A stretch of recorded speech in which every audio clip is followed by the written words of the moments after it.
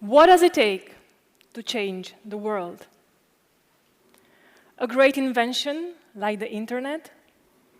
A brilliant idea like creating the iPhone? Or maybe you need to be a hero like Gandhi or Nelson Mandela?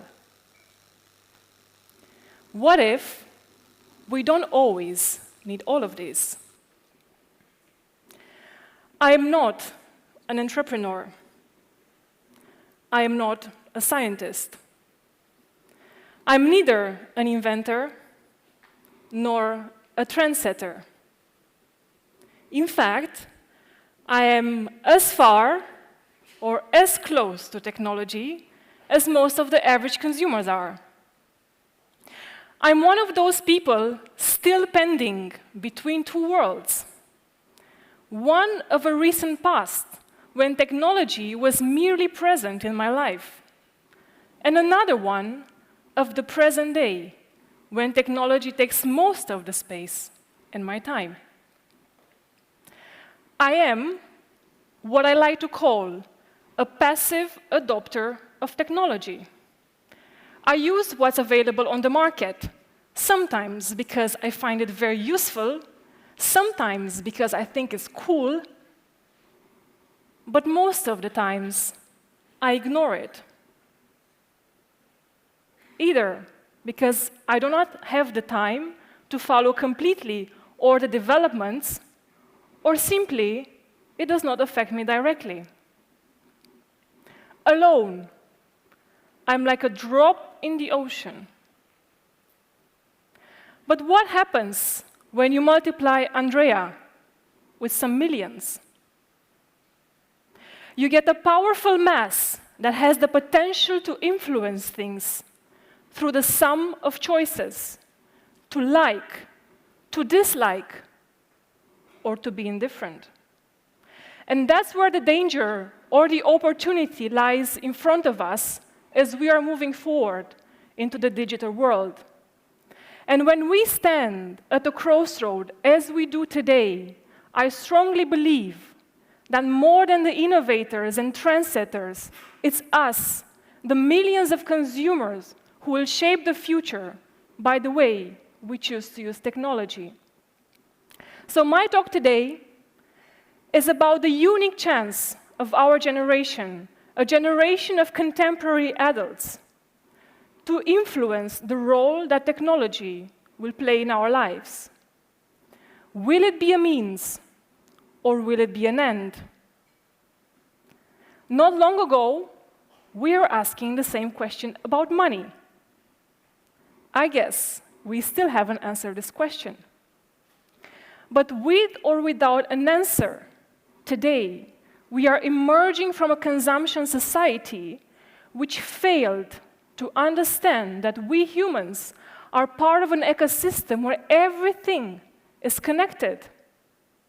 And more importantly, that the consequences of our actions often go beyond of what we can immediately perceive. In the last 200 years, we have managed to create the biggest rift in the history of humankind between the natural environment and us, because we have created a system that completely altered our perception of how far we can push the limits of nature. And unfortunately, we became aware of these consequences when major harm had been already created.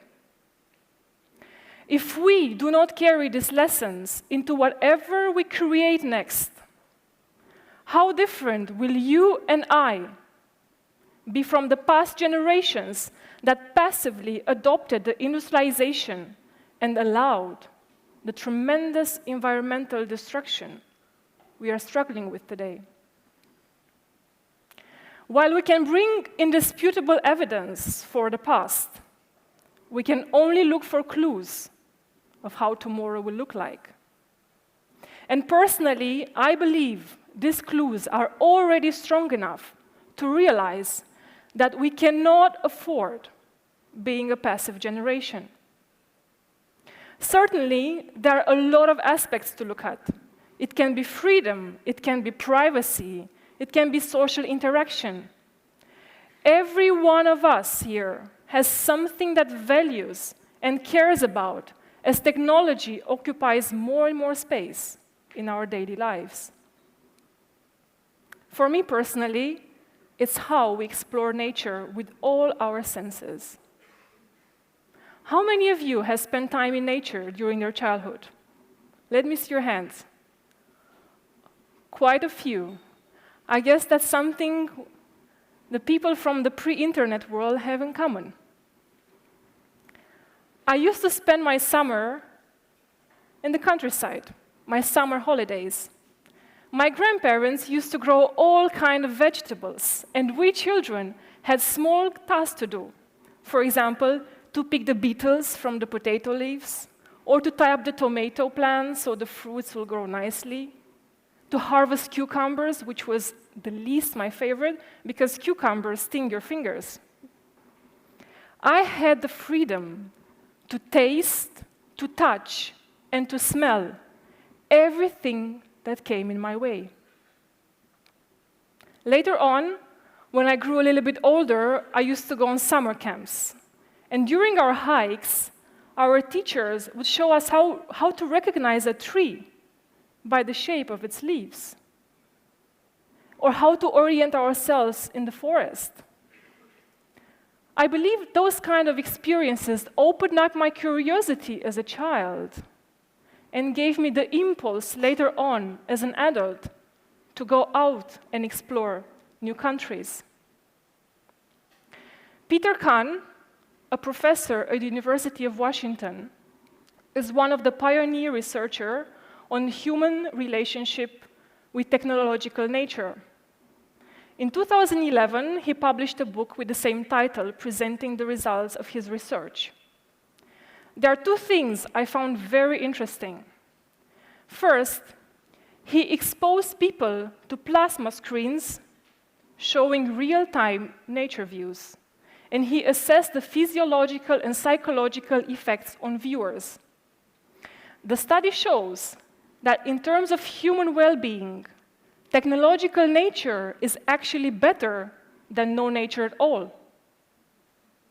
However, the study also shows that people recover much better from low-level stress when they are exposed to actual nature. The second point, he suggests that an increased exposure to technological nature changes people's perception of the full human experience with nature. And that contributes to what he calls environmental generational amnesia. What does this mean? Well, the concept basically says that people take the natural environment they encounter during their early life as the norm, against which they will measure later on the environmental degradation. Now, the problem with this is that the baseline will keep shifting with each generation, and so the understanding of environmental degradation. Like many of you, I had the chance to experience the traditional world, the pre-internet world. And that gave me a lot of experiences, and made me think that our generation has one unique quality, and that is we can look back into one world and simultaneously glimpse into a future one. In 20 years from now, the youngsters will no longer be able to do that. And this gives us a very short time window for us to decide how do we want to use technology, passively or consciously. Compared to our forefathers, we have more access to information than ever before. And we cannot argue that we cannot foresee the consequences of our actions. Maybe the fact that I was close to nature during my childhood triggers my strong interest of how technology will change the relationship to it. Have you ever thought What triggers your interest? I encourage you to look for that thing which is important to you and which is close to your heart.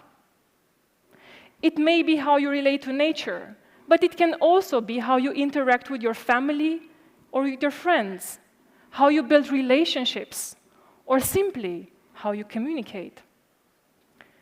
Look at your past experiences and think what's worth passing on to our children and grandchildren, to our students, or maybe to our young colleagues. And then, look carefully for the clues of how things will develop in the future, whether it's a research study or simply by observing your daily routine. And finally, decide what's good, what's necessary, how much, and how often. As a common technology user, I value my freedom to decide, because that's more or less all I have. I cannot stop or fight the innovation process. The innovators have been, and they will always be, fascinated by their creation.